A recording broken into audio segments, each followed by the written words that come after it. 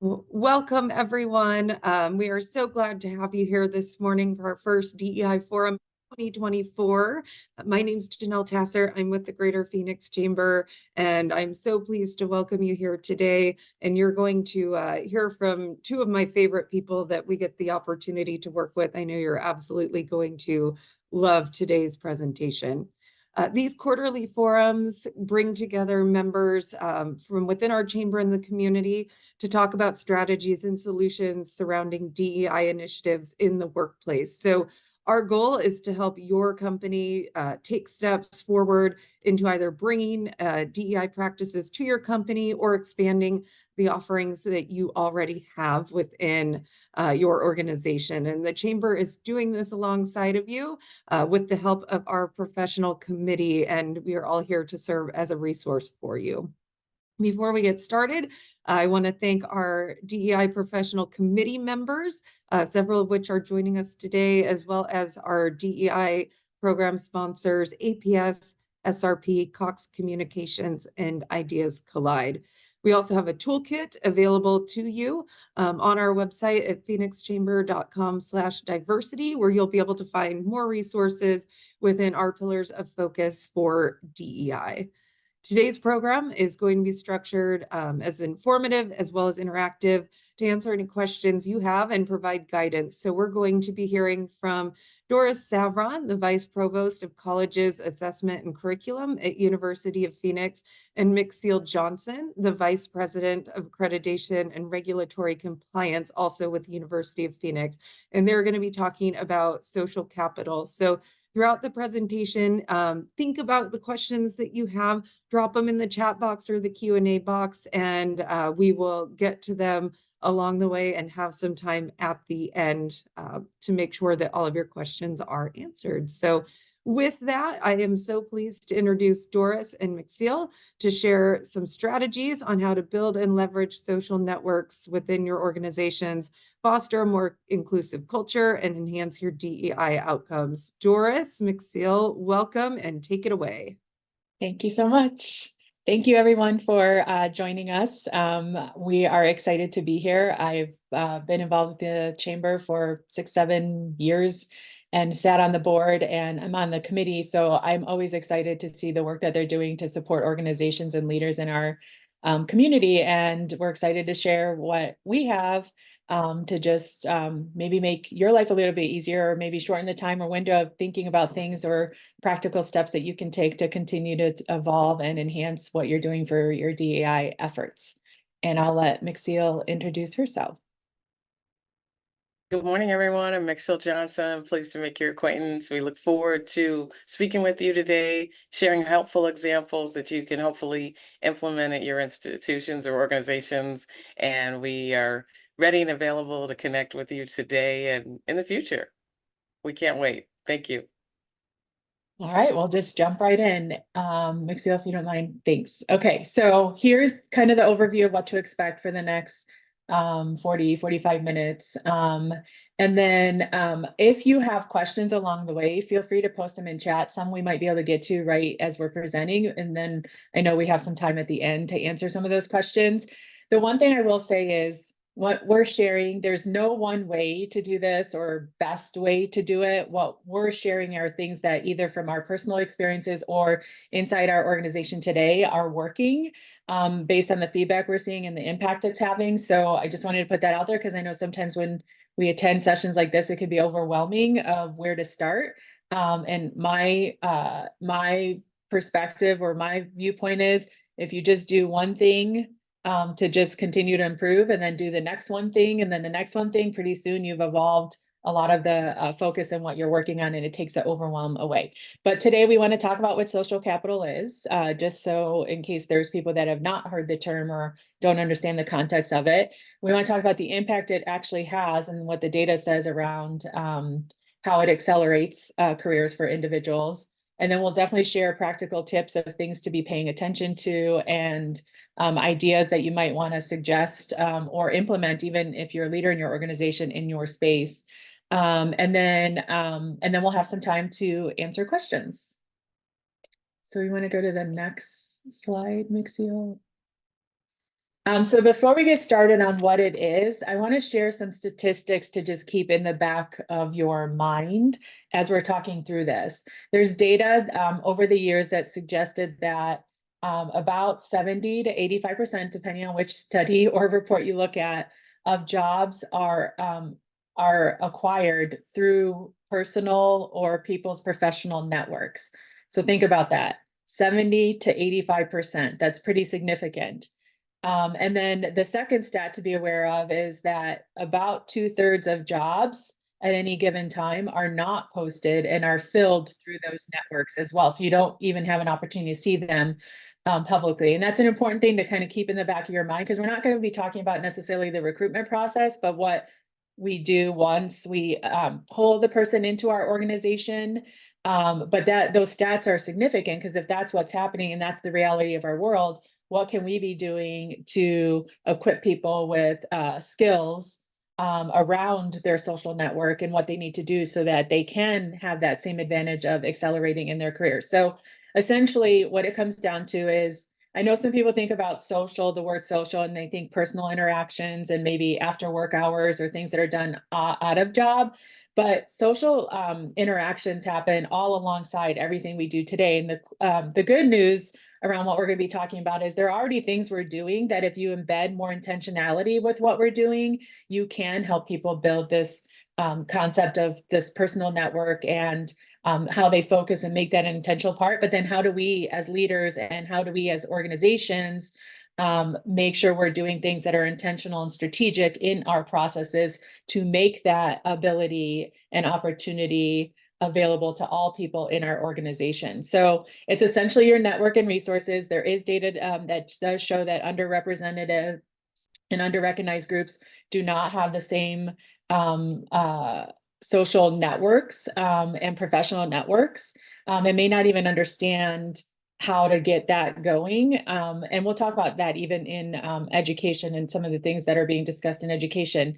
And then it's really, if we shift and are more intentional about how we pay attention to this, there are ways we can do this with things we're already doing without creating heavy lift or even heavy cost or burden to any individuals in the organization.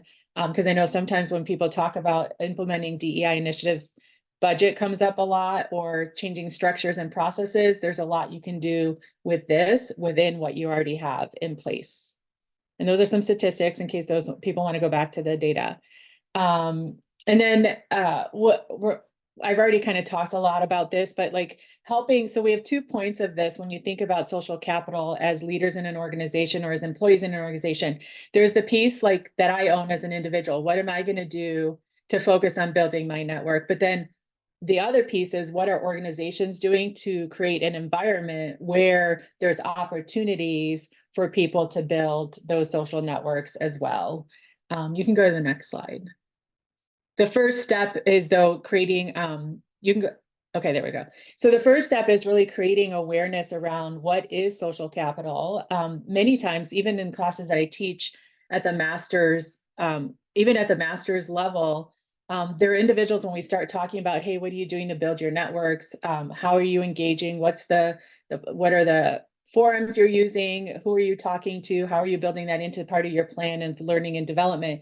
And a lot of people haven't considered it. So first step is really creating that awareness of what a social network is. Why is it important to build your networks, both your personal relationships on the job with people you work with, but people that are in other departments and other parts of the organization, and then those that are outside, maybe in similar roles or similar career paths as you. And the first place where you can start with that actual creating awareness is looking at your onboarding process. What are you doing as you acclimate new employees to the organization to start talking about that awareness that, hey, as an employee of this organization, there's a couple of things that you'll want to consider. And one of them is, how are you going to be building this strategy to build your relationships across the organization? And then these are the things we're going to be doing. So you can do it, a lot of people will start with the welcoming activities. Some will have formal orientations where they get to meet leaders in the organization. What we've done in my team is, because it's a complex organization and there isn't a single role that doesn't require you to interact outside of your department to get work done, we actually create a list of people for all new employees, depending on their role, who they should meet with. And then we actually create the introductions for them. And then we tell them, start interacting or set up some time to talk. And we even give them suggested list of questions to ask, both from the person that is meeting the new employee and then the new employee, and some questions they might ask of the person, the role that they're in, and how they would potentially interact in the future. So what it does, it kind of takes down the overwhelm of starting new. You start to get to know people quickly, but you're also providing that introduction, the warm introduction for them, instead of assuming they're going to do that over time on their own. And I will tell you that the onboarding process and the relationship building and how fast people got up to speed cut in half when we started doing that, because people could start to see the connected dots, but then the relationships started to build that trust really early to get that work done. And then there are some other things here that you can consider as part of your onboarding. And then talking about having some sort of discussion initially about their overall future career plan is a great place to start with that conversation for building the social network. So I think I mentioned this in the example. Think about who the person should really, and you can do this over a period of time too. So we think about who does this person really need to get to know in the next 90 days or 6 months. And then we create that list, and then we give them kind of a timeline of setting up those schedules once we introduce them. We think about also, like, what are the things that the individual has to understand on the norms and the values of the organization, what's going to be important for them to be talking about when it comes to their career, who should be having those conversations. Those are some of the things you can think about in ways to implement into that onboarding process. You can go to the next slide. Okay, I think this is you, McCeil. Okay, great. Those were some great suggestions, Doris. So thanks for sharing those. This is continuing on the format and very similar to some of the items mentioned, but implement mentoring. So really be intentional and formalize the mentoring program where the employees have an opportunity to actually be matched.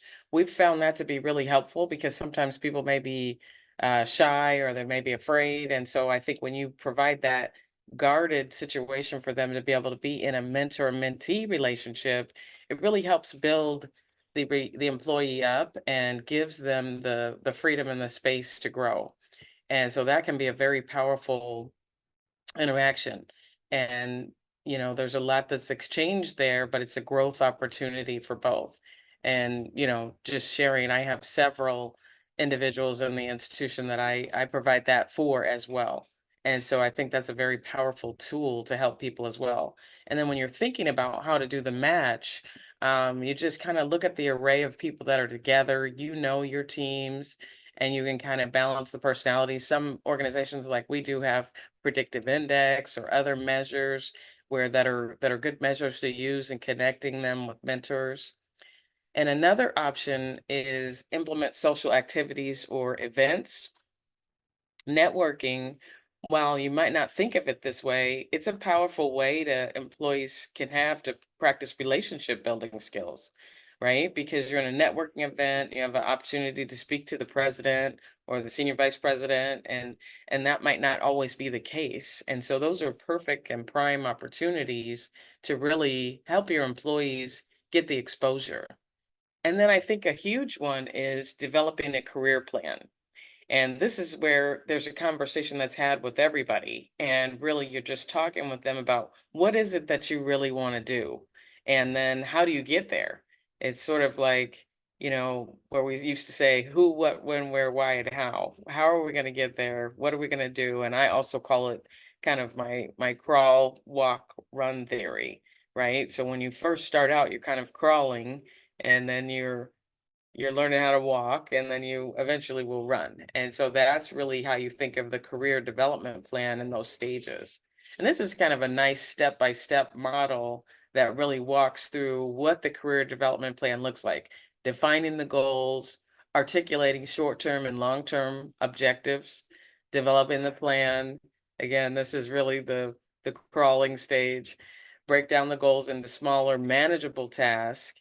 And then this is the walk: communicate the plan, identify the skills required to achieve the goals, and then take the needed action. Start implementing the plan and be consistent in the efforts. All right. So that's, you're starting to run now.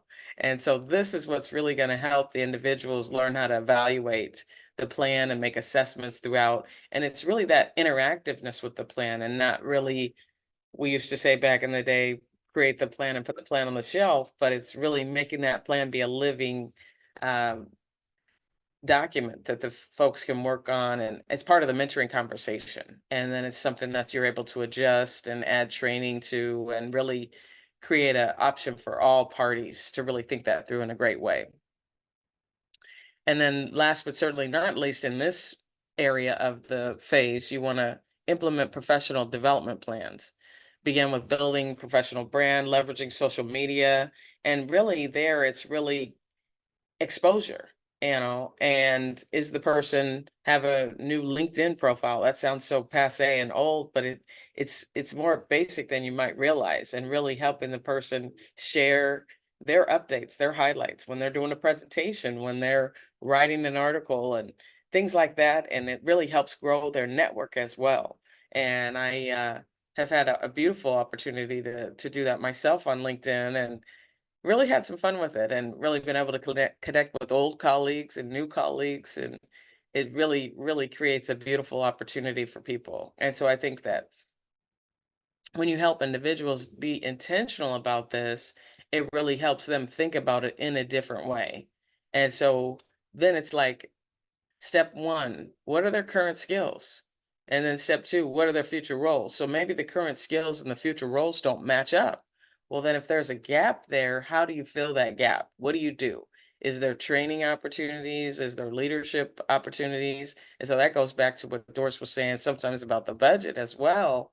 And I'll take myself, for example. I had an opportunity to do leadership opportunities. And I remember my boss said, well, you can't do both of those things you want to do, but pick one, apply to both. And then once you select which one you want, then maybe the next year you do the next one. And so then that's been very exciting for me, because then that's what I set my goals to do. And I did happen to get into the most expensive one, so that worked out well. All right. And then step three, skills needed for future roles. And then really, how do you close the gap? What does the employee need to do to really move forward and really connect the dots? And I think that's going to be a really powerful tool for all parties involved. I think this is me, but before I jump into that, I want to give some examples of lessons that we learned in some of the stuff that McCeil has talked about. So the mentoring piece, especially, we had rolled out a number of different mentoring programs, and just realized that I think people understand that a mentor could be valuable. I think a lot of people understand that they should probably have one, but they got stuck on like, what do I do to start that relationship? And what do I do once I'm in it? And so what we've done is we've actually, and not everyone has to do this, but it's at least available for people that aren't sure where to start. We've created a mentoring kind of template or program and suggestions of how they can handle each of their sessions and types of questions and things that they could be talking about for those that maybe aren't sure. So we're giving them kind of suggestions and tips of ways to make that relationship effective. And then we decided to build our programming of mentoring through our ERG groups, because we already knew that was established. There was leaders and sponsors of those groups, and then they could also get to know those individuals deeper about where they want to go, things that they want to learn through their programming and platform, and then create the matches in those programming processes. And so they created a template, and you can use the template or you can create your own as a mentee and mentor once you get matched. But we talk to those individuals about, they fill out a form around what do they want out of a mentor, what are some of their career goals, who would they prefer to be matched with, and then that's used to be able to then match with those that have raised their hand and said that they want to be mentoring. So that created some structure and more systematic way to include having it across the organization so that everybody could have access to it if they wanted. Not everyone takes advantage of it. We don't require it. But with having that standard in place, it helps people that aren't sure what to do with it, but know that it's probably something they should do, get started. And then over time, they evolve and kind of use that process and develop their own process to make it work for them. On the career plan side, also, like obviously you probably think, well, all leaders should be having those conversations with their employees. But it doesn't happen as consistently as you think it would. And so in our organization, to really make it more systematic, we already had check-ins that we were doing in a more formal way once a quarter with each of our employees. And we thought we could prompt in those check-ins questions around the career plan and what you're doing and what the progress has been, so that it is a consistent thought as those conversations are being built and plans are being developed. And then each leader then builds their budget over the course of the year to ensure that there's some dollars for professional development to feed back into people's career plans. So it does become a topic of conversation at least once a year in their check-ins. Some managers do that more frequently, depending on who the individual is. And then when we do our talent planning process, we ask those questions like who's ready for the next step, but it does provide a structure within a structure so that it is more consistent across the organization and everyone has the ability to have those conversations with their leaders because of the way we've built those check-ins. Okay, so then this other one, I would say of all the things that I've been involved in, all the things that I've tested and tried, I would say this one has probably been the most significant from the feedback we've gotten from the employees that have been involved. So we have a tendency when projects come up, when initiatives come up, or when maybe even potentials for promotions come up, we tend to think about the same few people that are closest in our sphere, or those that we've had the most recent interactions with. So as a leadership team, on my team, we start talking about, well, what can we be doing to really think through all the opportunities we have for people to be working on different projects across the organization, interacting with people across the organization, building relationships while they do that, and then skilling, like upskilling as a result of that. So we put thought process behind, well, how do we want to think about when opportunities arise to assign people to projects, how we make those selections. And so we did create a more intentional plan about what we would look at when we decide to offer those things to individuals in our organization. So if you want to go to the next slide, McCeil, I'll jump through these. So these are just some prompts to think about to ensure that we really are spreading the opportunities across the organization and our teams. And what we do is first, what are the expertise and skills needed for the project? We have conversations about that. We look at not only who does have that skill potentially, but who has demonstrated the ability to take on something new and get that skill tested. So we think about who's already assigned to projects too. So this one was really insightful to us when we started pull names of who might be ready to take on projects. And then we started to look at the list of who already had projects assigned. People already were the people that initially came up first were already on one or two projects. And so it caused us to go deeper into the organization to ask other leaders to say, hey, we have these projects, these are the skills we want. Are there people in your teams that want to grow that or strengthen that skill? And we opened up our conversation about who else might be a good fit. And what the value of that was, we got perspectives from different parts and functional areas of the organization. We also took a look at what are people's professional goals on our teams, and would this be a good next step as a relationship to those career plans and things that they're interested in learning. Obviously, always paying attention to capacity and workload. We tend to overload employees who have a history of being excellent performers, and then we have people that are good performers, and we don't always tend to go to them as well, because we're always thinking about those top performers first, but we have a lot of good performers too that didn't get as many opportunities, and this expanded the opportunity to really grow their skills. We also asked other leaders for input too. Hey, who on our teams have you seen that has been ready for the next step? And we'd have those conversations across functional area. And then we thought about visibility of project too. I can think of an example where I had somebody that I was working with that I thought would be a good person to fill my role in a future date, because I'm always looking at succession planning. And I realized that she hadn't worked on projects that really got her in front of the executive team or had high visibility or high stakes. And there were areas that she wanted to grow and learn in as well. And so we intentionally looked for projects that fell into that category, and we put her on a couple of big projects that got her exposure and required her to interact with other senior leaders in the organization, and present, like really talk about the things that they were working on and influence decisions.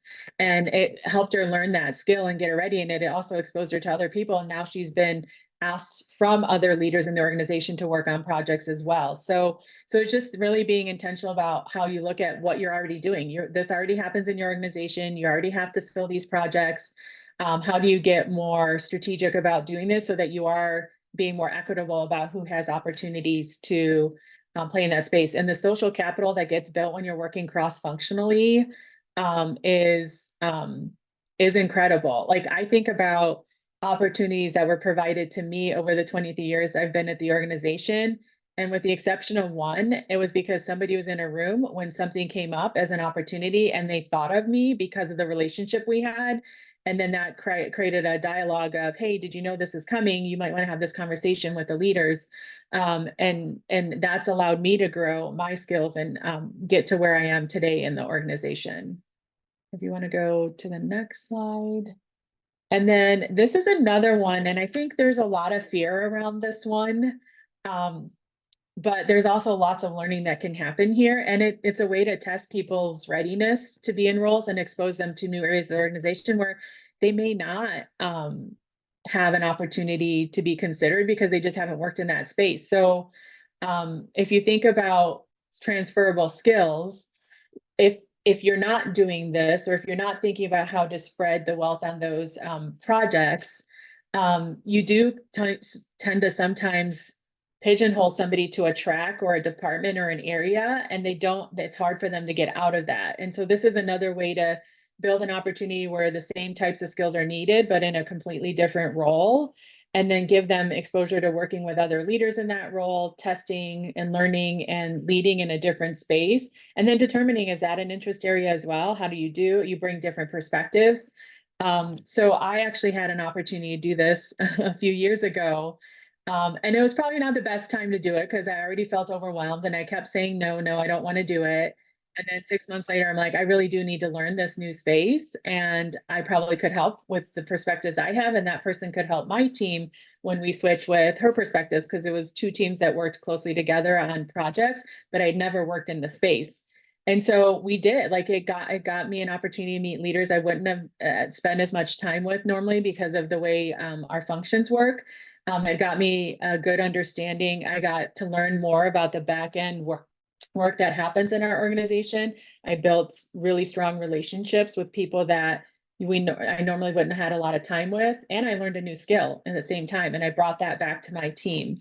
And the individual who shadowed in my job, it gave her an exposure to my leaders, get feedback, and also bring that back to her team and pick up the new skills from those conversations and experiences. Forward 1 year later, I had an opportunity for a promotion as a result of directly related to that job shadowing. So we have done this quite a bit in areas of our organization because there is such interconnectedness to jobs, but we do tend to stay in our elements and our functions and don't do a good job of like spreading people across the organization. And those perspectives are incredibly invaluable when you do move people from functional area to functional area. So I want to go to the next slide. This is you, McCeil, I think. Great. And I would just say that I was there when she did the job shadowing, and it was a very powerful example. And so I think I would encourage all of you to consider that as an option. And it was mind-blowing to all of us. So it's pretty exciting to do as well. So if you need to reboot your organization, that's a good option. All right, so implement employee resource groups. A lot of you likely have these. And for those of you that might not, this is a really, really nice way to align employee interests. And then they can set what the expectations are for those organizations and those groups. But it really helps them build community and provide connection to leadership. and it really gives them, again, exposure. And so we have the President's Diversity Group as one of our councils, and then there's a lot of subset groups within that. But it gives a lot of the people in the organization direct access to the president and our provost. And so those are nice ways to really build community there, and then create an environment for feedback and ideas to be shared with employees. So it really does give you a chance to also hear the voice of your employees as well from the employees themselves. And so a lot of times that can be very powerful and very helpful in an organization, because then it's not just a top down delivery message or delivery communication. It's also a landing spot for ideas and concerns or questions that can be talked about in a really positive way. So this is a really good resource if you don't have it. If you do have it, think about ways that you could do the 2.0 version of it, right? What's something new that might be needed, or how can you refresh that? And I think that's what it's about, as well as continuous learning, continuous thinking about how can we upgrade our systems? What is it that we can do to improve our systems? And then this also goes to retention as well, and developing a survey tool that would think about the following. Like Doris was saying, succession planning. Who's leaving? And what does that mean for the organization? What does that look like? Who do we have next in line? Who's getting trained? Who's getting prepared? Who's involved in projects? And so I think that's, again, too, something that you have to be intentional about. And sometimes you have to just really, be vulnerable and say, we haven't taken a hard look at this, but we need to. And so sometimes that's an interesting exercise as well. Who's attending your social activities? If there's a certain trend to the social activities, again, sometimes that ERG might be a good sounding board to see how to change the social activity attendance. And then last but certainly not least, who's getting promoted, and what's the cadence? What does that look like? How is that being communicated? How's that being shared? And so those are all things that employees look at and draw from in terms of what motivates them in the organization. Implement evaluation tool. This is a tool that can monitor the effectiveness of the activities and the structures. And so here we've seen a lot of research, and the research we do at Phoenix really helps increase employee retention, innovation, and organizational performance. And here for us, we have core values, and our core values are brave, honest, and focus. And so whenever we're evaluating something, people will be first out of the gate and say, I want to be brave and tell you this, or I want to be honest and say this, I want to be focused and say this. And so think about, when you're thinking about implementing evaluation tools, what are your core values? And I think it's personally important to connect the core values to your evaluation tool for your organization. And then that way you have some markers to say at the end of each year, how are our core values standing up with the organizational performance? And so that's really critical, and it'll also help build diverse teams as well. And then it also creates this sense of belonging, where people feel a part of the team instead of a part from the team. And that was a really powerful experience I had one time when we were doing this. Was the individual said, I feel a part from the team, not a part of the team. So that's something, I think, if you don't remember anything else we say today, just make sure that you have that awareness of who feels a part together of the team. Great. Doris? Yeah, so before I jump into this, I did want to add another stat to keep in the back of your mind too. So in our career optimism index that we do every year through our Career Institute at University of Phoenix, we ask a series of questions of both employers and individuals about like their perceptions of like their career, how things are going, what are the opportunities. And the stat that consistently comes back is that about 68 to 70% employees would prefer to stay with their current employer if it was clear on how they could make an impact and create future opportunities to grow, to connect, to have impact, obviously to benefit financially, but to be actually engaged in what's happening in the organization and to have a voice. The other alarming statistic, though, is that 52%, and that's pretty similar in the last 4 years where we've done the study, are actually looking for new opportunities. And so if we think about the majority would prefer to stay, but yet more than half are looking, what are some things that we need to continue to be doing in the organization to maybe connect those experiences? And social capital is focusing on that piece of it, and the places and ways that you implement that and make that available to for people to build does create that connected piece, but it also gives them opportunities to accelerate their careers because of the relationships they're building and the ability to be able to demonstrate what they're capable of doing, and spreading that consistently and equitably across the organization. I mean, if we go back to that stat where 70% of the jobs were acquired any given time, if you look at studies anywhere in the last 10 years, it's 70 to 85% through networks. And if people don't know they need to be networking or don't know how to do that or not provided opportunities to do that, think about the disadvantage that creates. But then if you think about the value of creating those opportunities from a leadership standpoint, when we've started to build those questions on the front end of who they needed to connect with and provided those opportunities, when I had positions open, when I had projects available, it was incredible to be able to see then, the expansive talent pool that we could pull from, and then the impact that that's had on individuals in our organization. So I just wanted to keep that stat out there that 70% would prefer to stay, but 52% are looking, and and some of the things that they've provided as reasons why they don't see a clear path to the next step. They're not usually being invested in from a training and development standpoint. They don't feel their leader is having those conversations with them. So those are just things that we've kind of talked about, ways that you can do that just in your normal interactions as a leader, if you are leading, or as an individual. What are some ways that you can be proactive about taking steps to do that for yourself too?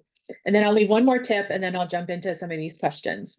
So one of the other tip was, so when I started with the organization, we were spread pretty much across the country. I think we had 200 plus campuses across the country. So it was essentially a virtual environment without being a virtual environment for the people that I had to work with. But we had opportunities to, through regional and national meetings, to actually meet some people in person. So I actually started creating a list of people that I wanted to get to know based on the roles that they were doing, because of the way I would need to connect with them. And the other list was based on who do I want to get to know because I want to learn more about how they got to their role, build that relationship, and think about what, my future career plans. And so I had this rule of 5. Every time I went to one of those meetings, I was going to meet 5 new people. I was going to seek them out, either sit next to them at lunch, sit next to them during a session, find them on a breakout. But my goal was to get to know them, introduce myself, have conversations, offer to have coffee with them.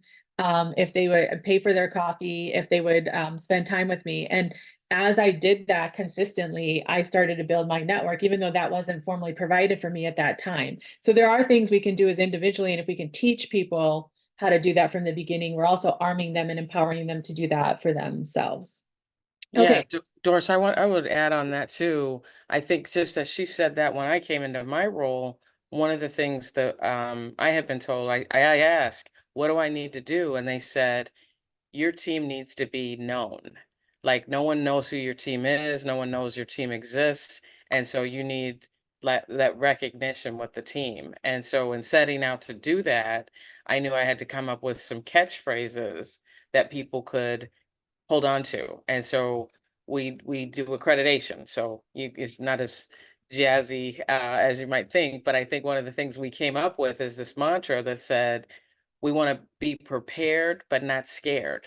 Because sometimes there was a lot of fear and trepidation around accreditation. And so, but then once we developed that be prepared, not scared, and I got that from Amtrak, which I told everybody.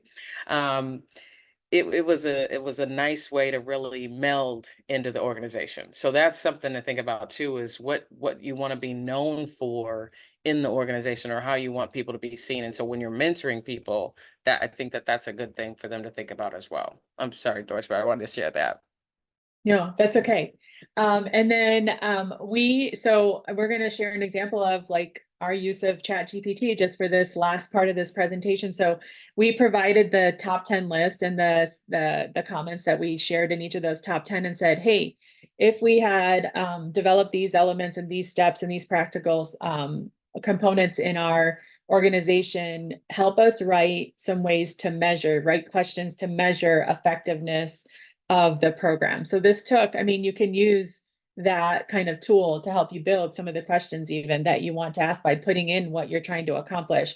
And so ChatGPT, to give it credit, delivered some questions that you could actually ask to measure inclusion. And they were along the lines of things that we were already doing and implementing in some of our engagement surveys. So that was the other thing. Twice a year, we do an engagement survey, and we specifically ask questions about, are you provided opportunities to use your voice? Does your leader have conversations about you related to your career plan? Do you have opportunities to connect? Do you feel like you belong? Like, we ask questions around those elements to be able to see how we're doing against some of the activities that we've implemented. So here are some questions. We're not going to read each one. We'll want to leave time for any questions you might have. But here are some questions that were suggested that you can ask after you implement certain things to see how you're doing, and then pivot, and adapt as you get feedback. But I will say that powerful conversations happen in those check-ins. Like, that's where we really start to understand on my team and as a leader, am I doing enough for each individual based on what their plans and goals are to help them get exposure opportunities and have conversations about how to continue to help them grow based on what their career goals are. So these are just some of the questions. Like I said, we won't read them. I don't know if you wanted to add anything else, McCeil, related to these, and then we can jump into Q&A. Yeah, I think that's the key is, do the employees feel like they are appreciated? Do they feel like they belong? And like I said, sometimes that takes an element of vulnerability for you to ask those questions, but it's okay to be vulnerable because then you can open up your cup to be filled with goodness. So I feel like it's good to ask, and people appreciate being asked. And sometimes even if you're not able to do everything that it is that an employee wants, they just want to know that they have a chance to share their concerns and then level set them.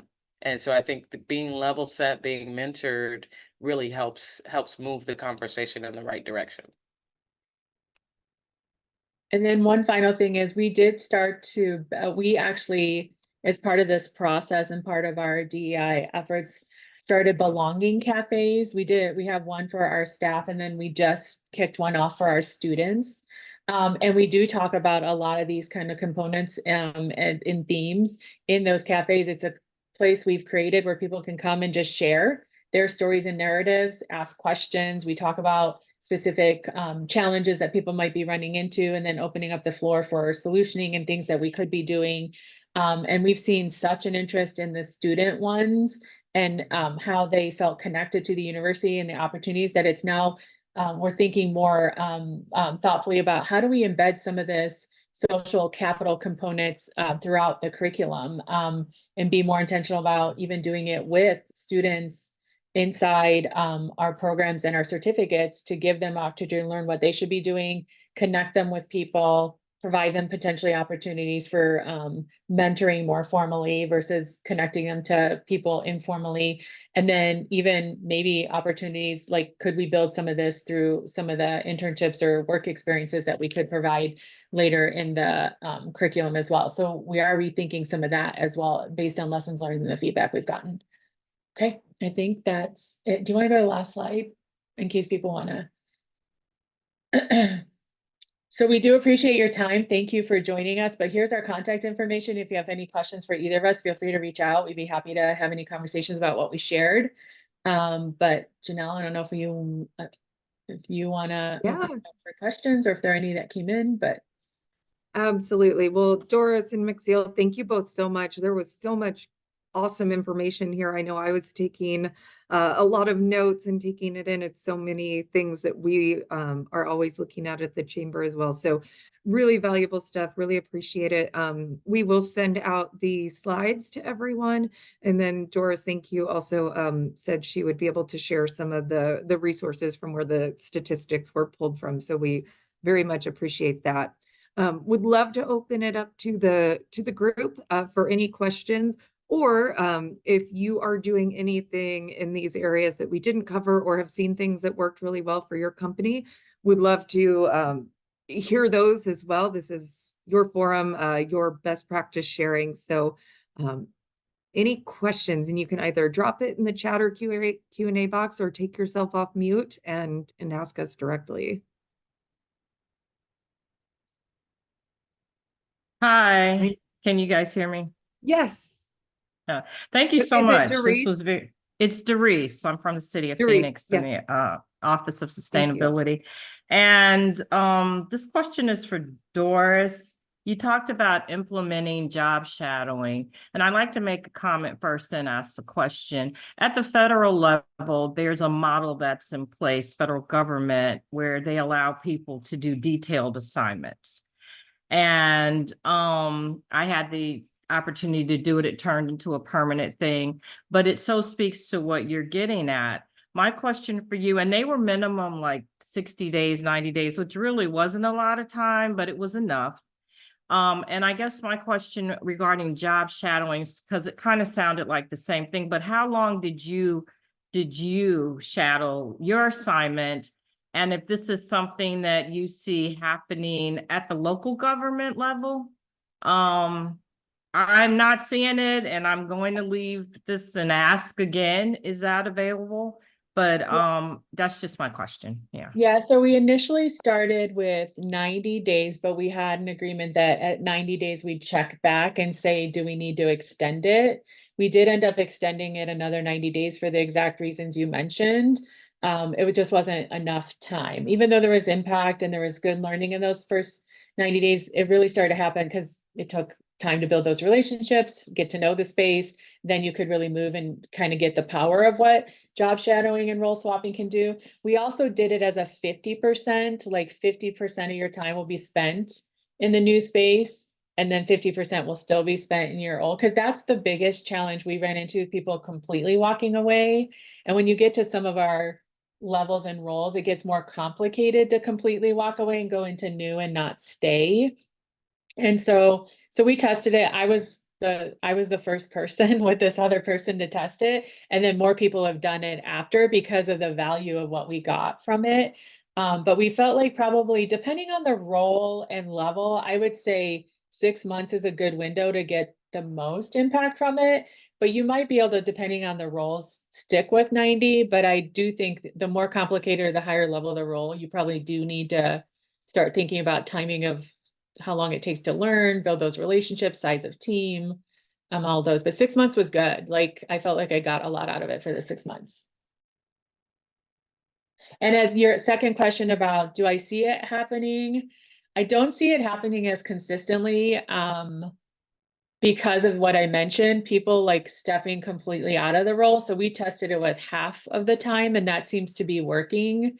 I do feel like there's more conversations in this space around what could job shadowing or job swapping even be, because shadowing is kind of a pre-step, I would say, to swapping. We truly swapped. Like, I took meetings, I made decisions, we checked in with each other to make sure there wasn't decisions I was going to make that was going to blow something up. Like, there were things that we kind of put in place as like guardrails. So I mean, we talk about it in some of the professional development we do in our courses. So we're hoping that like we'll start to see more people take efforts in it, and all this conversation about upskilling and focusing on skills, it is becoming more prevalent as part of that discussion, because sometimes the best way to learn is do, instead of just putting somebody through training. And so that seems to be picking up momentum from that standpoint. Thank you. You're welcome. And Doris, I had a question, and you may have answered it within what you just said, but I noted you said that there was a lot of fear around the job shadowing opportunities. Can you tell us what some of those concerns are? Was it kind of that, how am I going to split my time? Or are there other things people should be aware of if they're considering doing this, so that they can try to tackle those issues on the front end? Yeah, I definitely think that the biggest fear was both leaving my job to somebody else and going into the job as the decision making that's going to happen and potential impact. So we just created a touch point where, hey, before decisions are made, can we just check in with each other on what we want to do? And that kind of created a safe space to say, oh, you might want to consider, because you don't know what you don't know yet, right? Like, but as a leader, there are a lot of transferable skills, and you can make some decisions without having to be in the space a long time. So that's how that was one. And then the other one, believe it or not, was from my team. Like, what do you mean you're not going to be available? What do you mean you're going into this new role? Are you leaving us? Like, is this permanent? How do we stay in touch with you? So I had a one-on-one with everyone on my team that reported to me, to just have conversations about how we would stay connected. And if anything were to happen and they feel like they just need a conversation, then let's just set up time in those moments. But in the meantime, filter them through the person that is going to be taking over, and then we have touch points. So that kind of created a level of anxiety that came down. But it was like, well, what if I need decisions made? Or I'm like, are you permanently going? What does this all mean? Because it was so new to the organization. So we had to handle a lot of that on both teams. And then other teams, so this one was the unexpected one. Then other teams, other leaders that were watching it, because we had openly talked about it, because we had to tell people, hey, Doris is going to be making those decisions in this area, when they were used to working with somebody else. They're like, what does this mean? Like, is there changes happening, or is there going to be staffing impacts? Like, what does this all mean? Like, so there was a lot of like speculation, and that settled down like quickly after, because we just were able to share the purpose behind it. Got it. That makes sense. Yeah, that communication is so key. Other questions from anyone on the forum?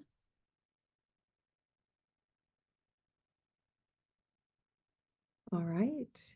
Well, we are approaching the 10 o'clock hour here for you. So again, we will share out the presentation from today and some resources for you. It'll be online on our website as well shortly. And we will be sending out a survey so that you can let us know what topics are of interest moving forward.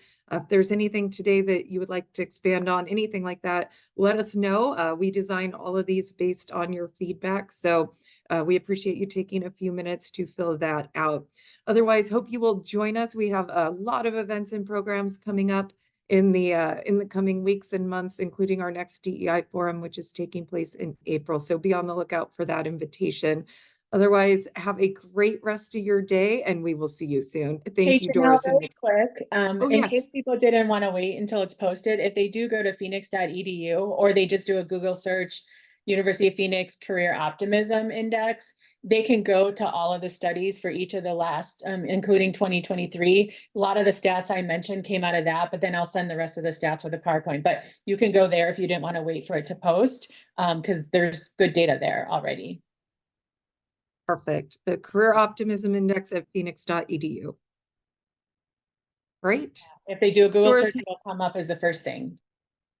great. Well, thank you so much, and we will see everyone soon. Take care.